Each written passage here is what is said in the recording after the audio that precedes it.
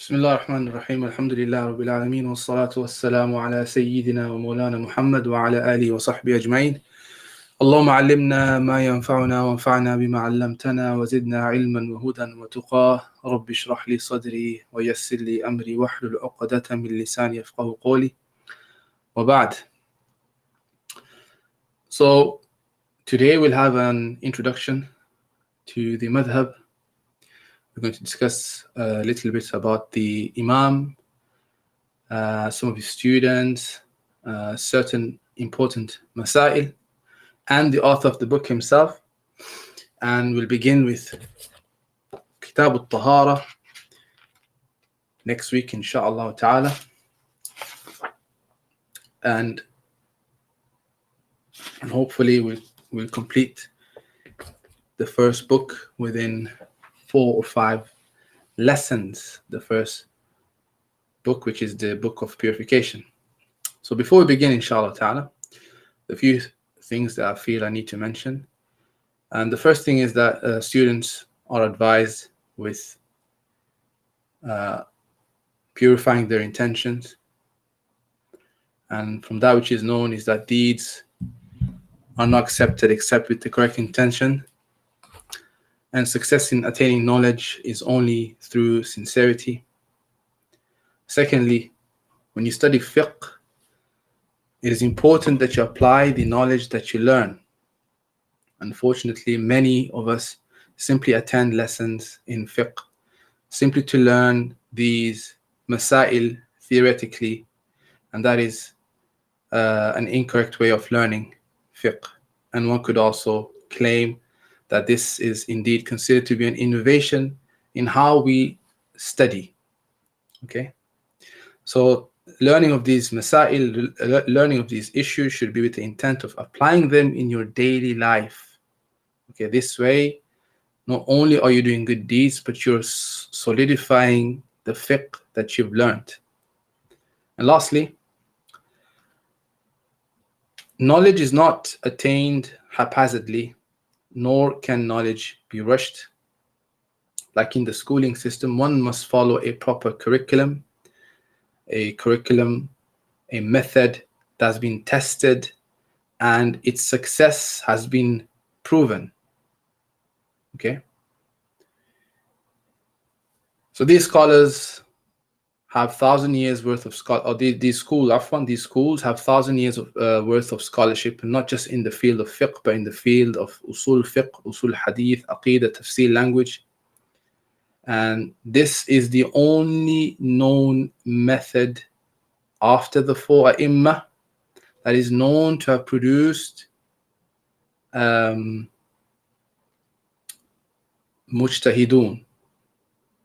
okay, meaning independent scholars.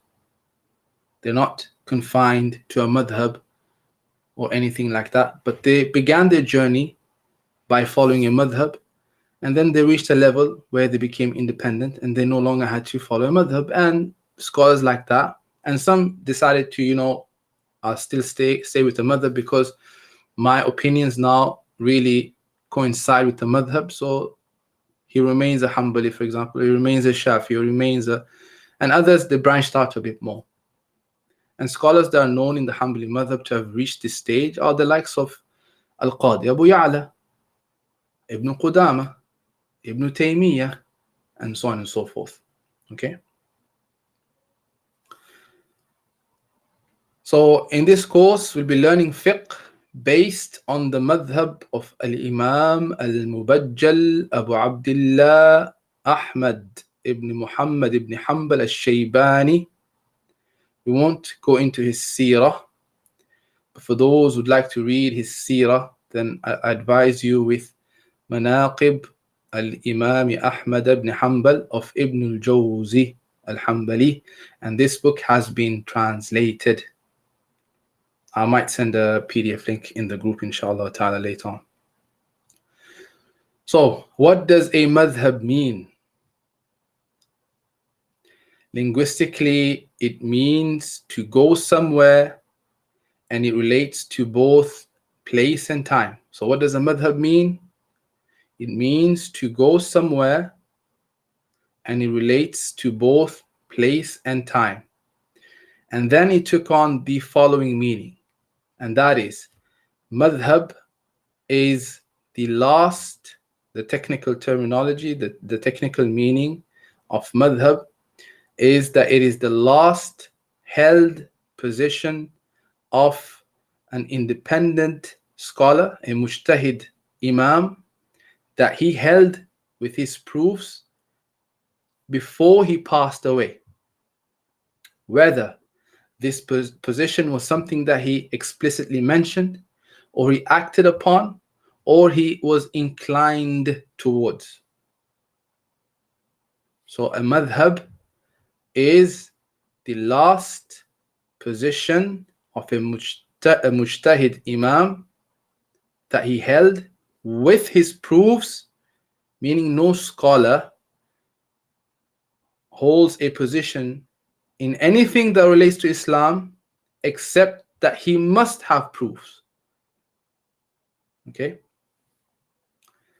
So, and he held this position with his proofs before he passed away, whether this position was something that he explicitly mentioned, uttered, acted upon, or he was inclined towards. Something that is maybe not very well known to many people.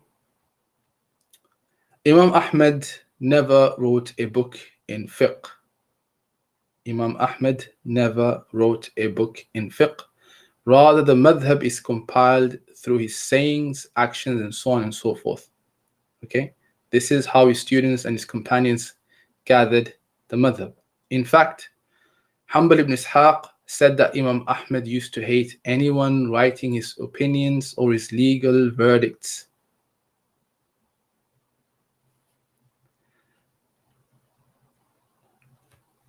So Imam Ahmed, with this we understand, he did not place great importance of writing down the opinions or the fatwa of his contemporary scholars, or scholars who just, or his teachers even. Rather, he felt it was more important to write down the ahadith and the athar of the companions.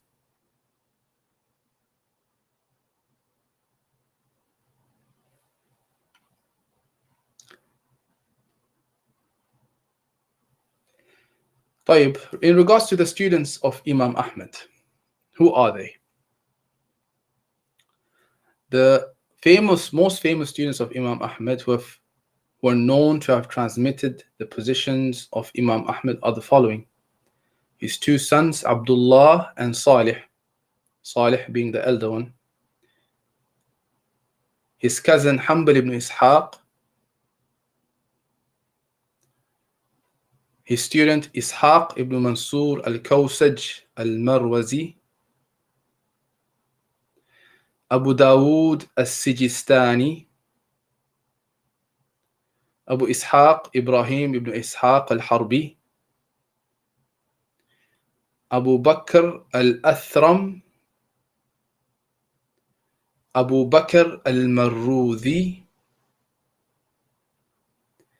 Abdul Malik al-Maymuni; Abdul Malik al-Maymuni; Muhanna ibn Yahya al-Shami; Harb ibn Ismail al-Karmani; Abu Zur'ah al-Razi; and Abu Hatim al-Razi. And this is mentioned by Ibn Abi Ya'la in his Tabaqat, and in reality he mentions many more students. Okay, so this is how the madhab has reached us through the transmission of these students, and these narrations have been transmitted generation after generation by the ulama of the madhab until reaching us today. Okay, the most famous Hanbali,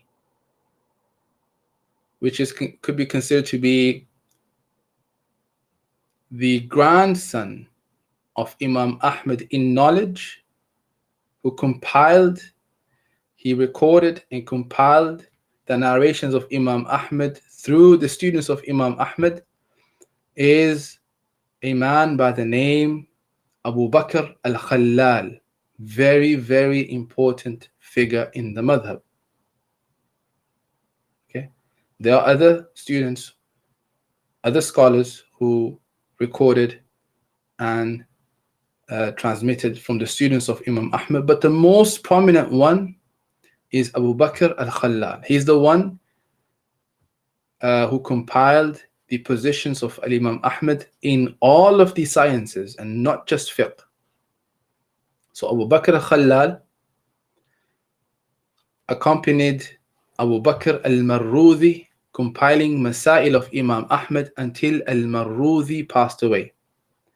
And then he also compiled the narrations of Imam Ahmed in his position in fiqh and so on and so forth, from Salih, the son of Imam Ahmed, and Abdullah, son of Imam Ahmed, Ibrahim al-Harbi al-Maymuni, his cousin, the cousin of Imam Ahmed, Hanbali ibn Ishaq, Harb al-Kirmani, Muhammad ibn Bishr, Abu Dawood al-Sijistani, and many, many more from the students of Imam Ahmed. So it is important that you know Imam Ahmed. It is important that you know his students. It is important that you know the students of his students. So remember following names. From his students are his two sons, Salih and Abdullah. His cousin, Hanbal ibn Ishaq. Abu Bakr al-Athram. Abu Bakr al-Marruzi. Abdul Malik al-Maymuni. Harb ibn Ismail al-Kirmani. These are important students of Imam Ahmed. Okay. So Abu Bakr al-Khalal, not only did he compile from those who heard from Imam Ahmed directly, but he was so keen, he also compiled from the students of Imam Ahmed, his contemporaries. And he compiled a book called Al-Jami', where he collected all of the sayings of Imam Ahmed in every single field, in tafsir, in language, in aqidah, in fiqh, in usul fiqh, in everything. And it is said that nothing like it has ever been written. Unfortunately, this work has been lost except for a few pages here and there. So this work has not reached us in particular, which means obviously when we read the books of Hanbali scholars and they say Imam Ahmed said this in this riwayah, and then there's no chain of narration, that doesn't mean that just because there's a lack of chain of narration that Imam Ahmed didn't say it. It means that the book is lost, or the chain of narration is unattainable to us. Okay, so the book has been lost except a few pages here and there, and the mashayikh of the madhab of his time would praise him, and he had a special place with the Hanabil of his time and afterwards. And the students of Abu Bakr al-Khalal, which is the next generation, is a very well-known scholar in the madhab, and his name is also Abu Bakr Abdul Aziz. His name is Abu Bakr Abdul Aziz, known as Ghulam Khalal, the boy of Khalal. And from the most important students of Ghulam al-Khalal is Abu Abdullah ibn Hamid. And this is a very important figure as well. And he passed away 403 after Hijrah. So Abu Bakr al-Khalal passed away 311 after Hijrah. Ghulam al-Khalal passed away 363 after Hijrah. And Abu Abdullah ibn Hamid passed away year 403 after Hijrah. And Ibn Hamid was the head of the Hanabi of his time. And he wrote the explanation of al-Khiraqi. He also explained Usul al-Din. He also explained Usul al-Fiqh. And Ibn al-Jawzi says that the madhab ended with him, meaning he was an authority in the madhab and the main reference point during his time. Al-Imam al-Mardawi a well-known Hanbali scholar, said regarding him, meaning said regarding Ibn Hamid, he is from the Imam of the madhab and plays an important role in the madhab in terms of its fundamental, its primary and secondary branches. And other than that, he says, rather he was the one who properly established the madhab by collecting some missing and lost masail of Imam Ahmed. This generation as a whole, from Imam Ahmed up until Al-Qadi Abu Ya'la, or some say up to Ibn Hamid, is considered to be the early Hanabila, Mutaqaddimul Hanabila. They are the early Hanabila. Okay, so this tabaqa, this generation, fall into what we call to be the Mutaqaddimin or Mutaqaddimun of the Hanabila, the early Hanbali scholars. The tabaqa that follows is what we call al-tabaqatul mutawassita, also known as tabaqatul musannifin. This tabaqa begins with Abu Ya'la al-Farra, al-Qadi Abu Ya'la al-Farra, and he passed away 458 after Hijrah. And he is a direct student of Ibn Hamid, and he is considered to be the rukn of the madhab, and he was Shaykh al-Hanabila of his time, and he authored many books in the madhab relating to many different subjects such as aqidah, usul fiqh. In fact, he is considered to be the second khalal. He is the second khalal because he collected and gathered and codified the madhab to such an extent that the madhab as we know today is because of Al-Qadi Abu Ya'la. Okay, and he's from the greatest a'imma from the madhab. And Al-Mardawi say, وَعَلَيْهِ الْمُعْتَمَدِ is the greatest imam from the madhab. His positions and written works in the madhab is the mu'tamad, the relied upon position, Al-Mardawi says. And he plays a very important role in the madhab in both usul, meaning usul deen, meaning aqidah, and usul fiqh, and furu', which is fiqh. Rather, he is the one who gathered the scattered and rare narrations of Imam Ahmed and contextualized them after al-Khalal, which is why he is known as the second Khalal. And he's also called the rukn of the madhab, because it is due to him, as I've said, the madhab is what it is today in terms of what is relied upon and what is discarded from the narrations of Imam Ahmed. So the madhab looks the way it does in aqidah, in usul fiqh, in fiqh, because of this great imam. And according to his student Ibn Aqil, he's considered to be a mujtahid mutlaq, a complete independent scholar, meaning he transcends being confined to one of the four madhahib.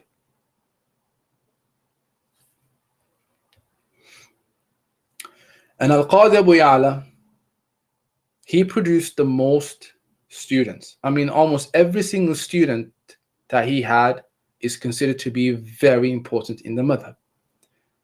So he had many students, and they all played a very important role in the madhab, such as Abu Khattab al-Kalwadhani, who passed away year 510 after Hijrah, Abu al-Wafa Ali ibn Aqil, who also passed away 510 after Hijrah, his son Abu al-Hussein Muhammad ibn al-Farra, who passed away 526 after Hijrah, and his other student by the name Ibn al-Banna, who passed away 471 after Hijrah. And Abu Ya'la is also considered to be the last of the mutaqaddimin and the first of the mutawassitin. So he's the last from the early age Hanabila, and he is the first from the middle age Hanabila. And then the next important scholar in the madhab is Abu al-Barakat Ibn Taymiyyah.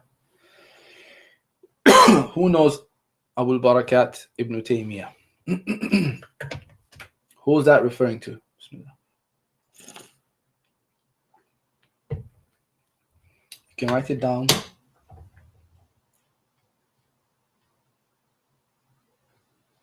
I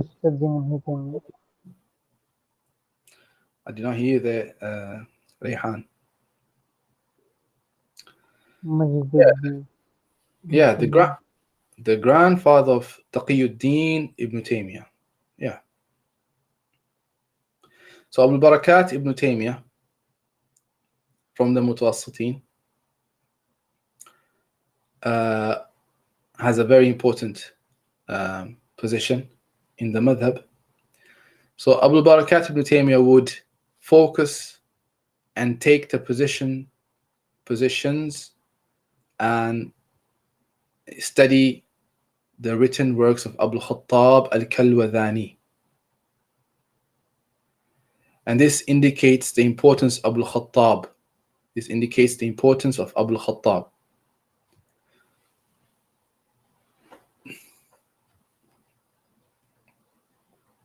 And then thereafter you have Majduddin, who comes after Abu al-Khattab al-Kalwadhani, Ibn Taymiyyah, and Muwafaquddin Abu Muhammad ibn Qudama.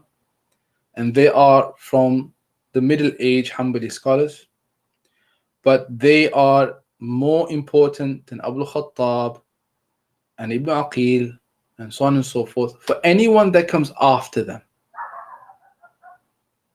These two became the most important figures in the madhab from the Mutawassitin for anyone, for any Hanbali scholar who came after them.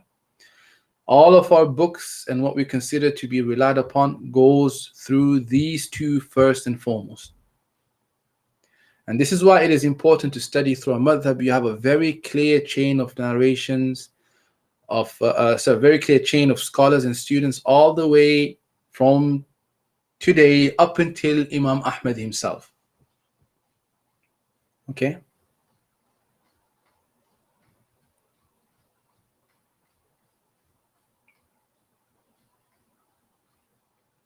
I could read the chain of narration, but it's very long.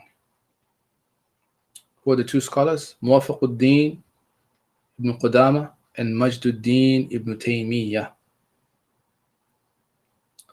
From the Middle Age scholars, they're the most important ones. And from the latter scholars, you have scholars like Al-Imam al-Buhuti, Ibn Qaid al-Najdi, Ibn Awad al-Khalwati, Mar' al-Karimi, and so on and so forth. Okay. طيب. The next mas'ala that we want to deal with is at-taqlid. The following of a scholar, the following of a school, and taqlid really shouldn't be called blind following. Blind following often refers to something that is negative, but taqlid in our case is positive. So when it comes to taqlid, people are divided. People in general are divided into two categories. One who is capable of ijtihad, independent reasoning. For this individual, for this scholar, taqlid is haram. He must perform ijtihad, meaning he must perform independent reasoning. And the second one is the one who's not capable of doing ijtihad. He must do taqlid. And for him to do ijtihad, it is haram. He is falling into a sin. And in the madhab, it is permissible to do taqlid in secondary issues, which are often fiqhi issues, but there are also secondary issues in matters relating to usul al-fiqh. There are secondary issues in matters relating to aqidah, but majority of fiqh is secondary. Okay? And this is the position of the vast majority of the scholars of this ummah from Ahl Sunnah wal Jama'ah, as opposed to some of the Mu'tazilites who claim that every single individual must perform their own independent research and reasoning. every single individual, according to the Mu'tazilites, they have to perform ijtihad. And what is unfortunate, you have people today following the footsteps of the Mu'tazilites in this particular mas'ala, and they are the ones who say or tell the lay people that taqlid is haram. So are there times when taqlid is haram? Yes. Taqlid is haram in matters relating to the fundamental aspect of Iman, such as affirming the existence of one God, believing in the Messenger sallallahu alaihi wasallam. Okay. Taqlid is also impermissible in issues that are firmly established in the religion, things that are known in the religion by necessity, such as knowing the 5 pillars of Islam and knowing what they are, but not what the details are pertaining to these 5 pillars. Details pertaining to Salah, details pertaining to Hajj and Zakah and fasting. This is where taqlid is permissible. Taqlid can be done in 2 ways. Taqlid, following a scholar or a school, can be done in 2 ways. I think I just mentioned these 2 ways. The first way is through a madhab, meaning one of the 4 madhahib. Okay. The second way is not to make taqlid of a madhab. Rather, each time an issue presents itself to you, you go and ask a scholar that you find to be trustworthy. And this is permissible according to us in our madhab, however with conditions, such as not following concessions and so on and so forth.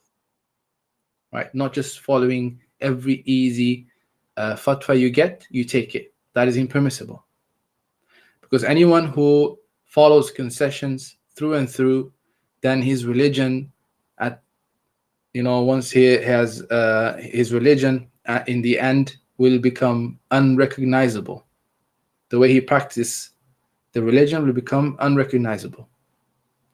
Okay, so these 2 ways of doing taqlid is permissible in the madhab, as opposed to some scholars who, and different madhahib, that says one must only do taqlid through a madhab, and some say that taqlid is improper unless it is done through a madhab, but this is not what the Hanbali madhab says. Okay. However, if the discussion was which of the 2 is better and preferable, then that's a whole different discussion, and obviously then the preferable would be that you do taqlid through a madhab, but not that it is a must that you have to do it. It is preferable. Okay. So our madhab says that the lay person is not obliged to do taqlid to a madhab, and this is mentioned by Al-Imam Al-Buhuti in his Sharh Al-Muntaha, and also mentioned by Ibn Najjar in his Mukhtasar Al-Tahrir. They say that taqlid is not restricted to a madhab, and this is the mu'tamad. Mu'tamad, you'll hear a lot from me, which means that it is the relied upon position. Mu'tamad is the relied upon position. طيب, so the question then comes, when must a person strictly follow a kind of locked into that verdict or that madhab? Okay.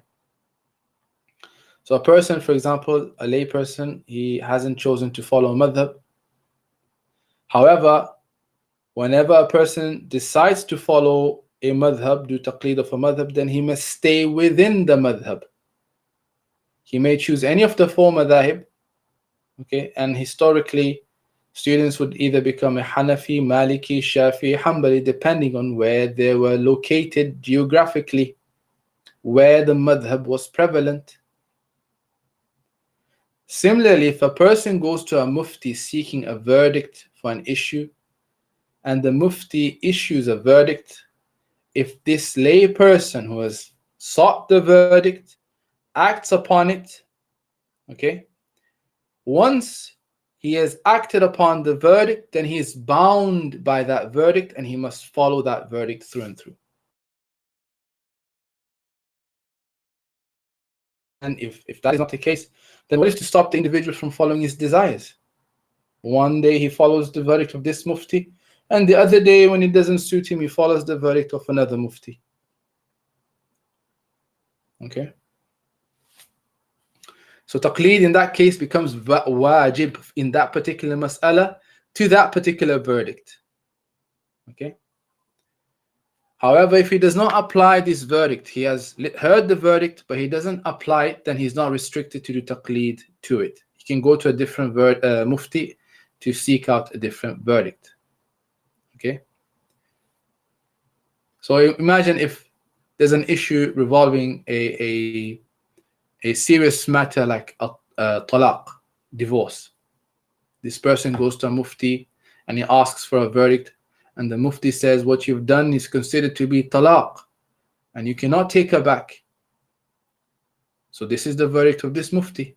Now if the individual decides to apply this verdict of talaq and tells his wife that indeed I'm going to follow this verdict, I'm convinced by this fatwa of this mufti, I'm going to follow this verdict, that means we can no longer be together, the talaq is true, okay, it is affirmed. Even if he was to regret it after a few days, even if he was to go to a different mufti, the verdict of talaq cannot be lifted. He's bound by it.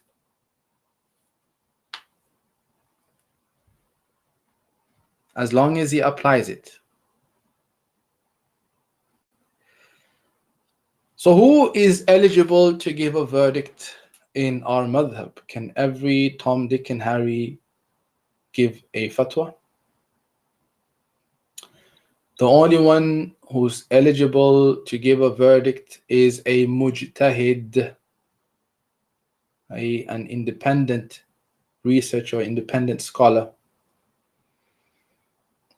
And the one who's not, as for the one who's not a mujtahid, he is what we call to be a naqil, a transmitter. And he's not a mufti in a literal sense. Rather, he simply holds the title of mufti, but he is a transmitter of the madhab, and he must only transmit the madhab, the strongest position of the madhab, which is the relied upon position. Okay.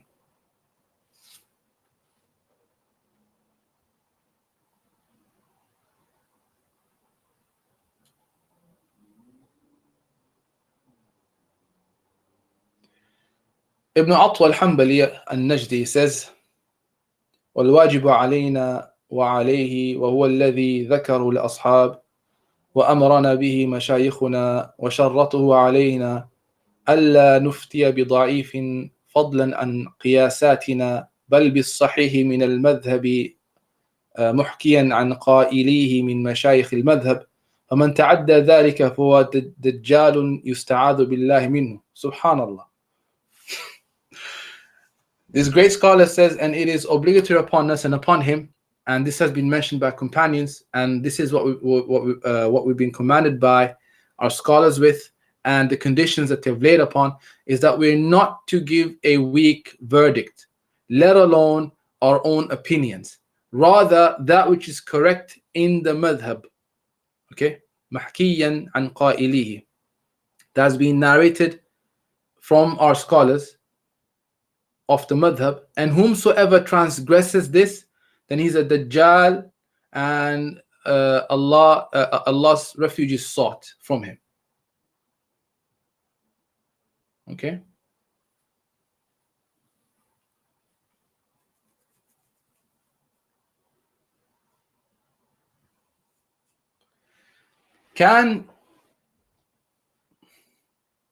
So here's another important question that we hear a lot. Is it permissible to leave the relied upon position? It is permissible for the mujtahid in the madhab, to leave the strongest opinion in the madhab if it agrees with the principles of the madhab. The mujtahid in the madhab, yeah? Not the mujtahid that transcends madhahib, but his mujtahid within the madhab. He can do he can leave the relied upon position, leave the strongest position in the madhab, and follow another position in the madhab, as long as it agrees with the principles of the madhab, alongside three other conditions.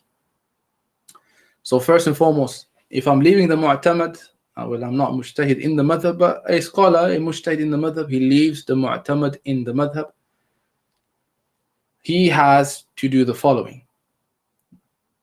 The position that he's leaving for must agree with the principles of the madhab. Number one. Number two, it must be a well-known opinion in the madhab, and it must be a strong position within the madhab. Number three, a number of our companions, meaning a number of our scholars from the madhab, have taken this position, and it is something that has been applied, and it is something that has been considered by our scholars. Lastly, if one cannot do ifta with a lesser position in the madhab, if the relied upon position in the madhab,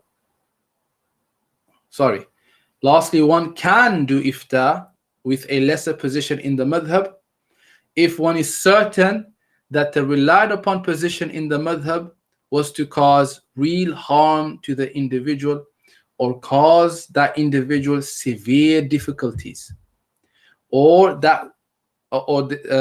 this madhab holds a position that causes severe difficulties upon many Muslims because of a widespread issues, and we'll get to them inshallah. It's called umum al-balwa, and we'll get to them when we discuss tahara. Okay.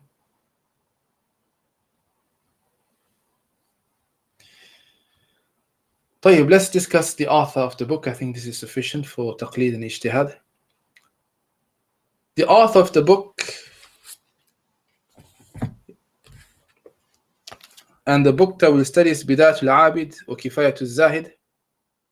And this book is written by a great scholar by the name Abdurrahman ibn Abdullah al-Ba'ali al-Hanbali. He was born 1111 after Hijrah, and he passed away year 1192 after Hijrah. He came from a prominent Hanbali family from Sham, from the city of Ba'alabak, which is in modern day Lebanon. This author, Abdurrahman ibn Abdullah al-Ba'ali, the Allama, he says regarding himself, when I reached the age of discernment, I began the recitation, the study of the Quran, until I completed it in a very short time. At the age of 10, I began seeking knowledge, so I began by first reading Al-Ajrumiyyah in Nahu and Akhsar al-Mukhtasarat in Fiqh to Shaykh Awad al-Hanbali. I studied with him for roughly 20 years. He was the first Shaykh who I took knowledge from. And he also took knowledge from his brother Abu al-Mawahib al-Hanbali, and he studied with him Hadith and Fiqh, and he remained with him for 5 years. He also took knowledge from the great Hanbali Faqih Abdul Qadir al-Taghlibi, the author of the most relied upon explanation of Dalil al-Talib, which is called Nail al-Ma'arib. And he stayed with him for roughly 15 years studying Hadith and Fiqh. And the books he has authored are the following. This book here, Bidayah Al Abid wa Zahid, and he's also written an explanation, Bulugh al-Qasid, and he has also written an explanation for Akhsar al-Mukhtasarat by the name Kashf al-Mukhaddarat, afwan. And the author has made this book very concise in order for the beginner student to easily understand and remember these masail. And he has restricted this manual to acts of worship, ibadat only. And he begins with the chapter of purifications, and he ends with the chapter of jihad. So when we say acts of worship, we have these chapters. Okay? Juz'ul ibadat, the section of worship, consists of purification up until the book of jihad. And we're going to go over every single chapter. Okay? And so we'll stay true to the author, and we'll make sure that we do not deal with each single issue in the book in great detail, but we want to be able to understand and conceptualize each and every mas'ala so they are understood properly, inshallah ta'ala. And that is it, bi'idhnillah. If you have any questions, you may write them down. وآخر دعوانا أن الحمد لله رب العالمين والصلاة والسلام على سيدنا ومولانا محمد وعلى آله وصحبه أجمعين. السلام عليكم ورحمة الله وبركاته. وعليكم السلام.